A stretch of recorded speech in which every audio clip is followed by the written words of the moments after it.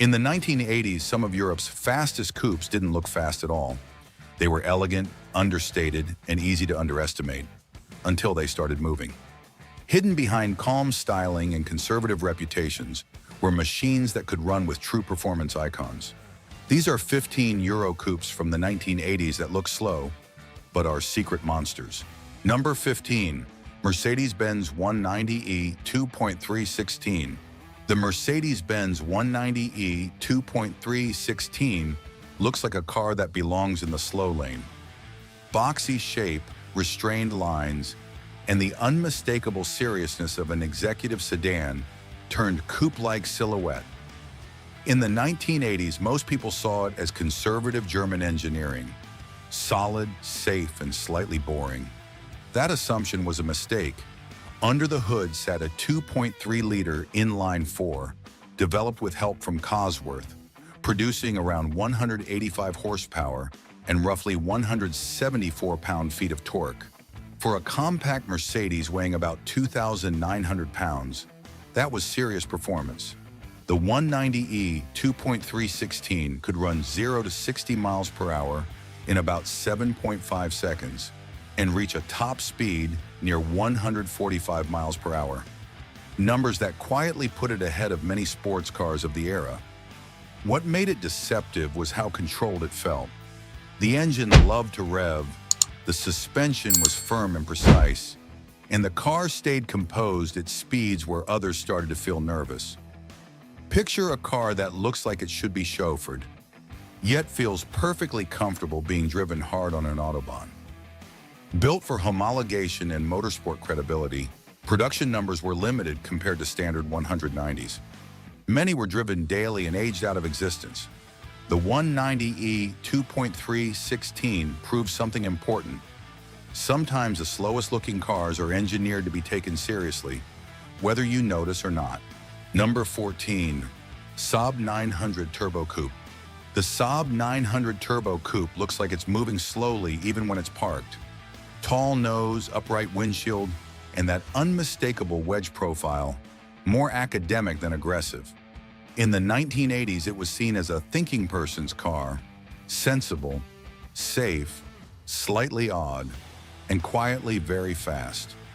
Under the hood sat a 2-liter turbocharged inline-4, producing around 175 horsepower and roughly 200 pound-feet of torque.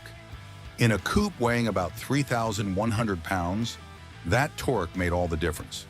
The 900 Turbo could hit 0 to 60 miles per hour in about 7.5 seconds and push toward a top speed near 135 miles per hour. Performance that rivaled cars with far louder reputations. What made it feel dangerous was the delivery. Boost arrived suddenly, mid-corner or mid-overtake, and the front wheels had to work hard to keep up. From the driver's seat, it felt like a calm commuter one moment and a surge of pressure the next. Imagine a car that looks built for snowy commutes, quietly lunging past traffic with turbo whistle echoing through the cabin. Saab built plenty of 900s, but turbo coupes were never the majority, and many were driven hard, just as intended. The Saab 900 Turbo Coupe proved that intelligence and speed were never mutually exclusive. They were just disguised behind design no one feared. Number 13, BMW 535i Coupe. E28-based conversions, 1980s. At first glance, this one feels like a myth. BMW never officially sold an E28 Coupe, and that's exactly why these cars are so strange. Built as coach-built or dealer-converted coupes from standard E28 sedans, 535i Coupe conversion looked calm, heavy, and unmistakably executive. Nothing about it suggested speed. Everything about it hid it.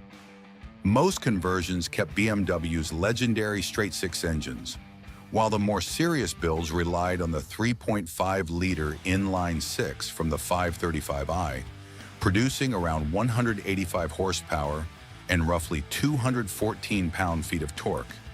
In a coupe weighing about 3,200 pounds, that meant real pace. This car could run 0 to 60 miles per hour in about 7 seconds and cruise toward a top speed near 140 miles per hour, quietly matching purpose-built sports coupes of the era. What made it unsettling was how composed they felt. Long wheelbase, perfect balance, smooth power delivery, speed arrived without drama. Imagine a car that looks like a banker's daily driver, but pulls with authority the moment you lean into the throttle. Only a handful of these conversions were ever built, many one-offs. Most people never knew they existed. These E28 coupes prove that sometimes the most dangerous cars aren't factory models. They're the ones built quietly, for those who knew exactly what they wanted. If these coupes are catching you off guard, hit like, subscribe for more forgotten performance cars, and drop a comment with the one you'd never expect to be this fast. We're only getting started.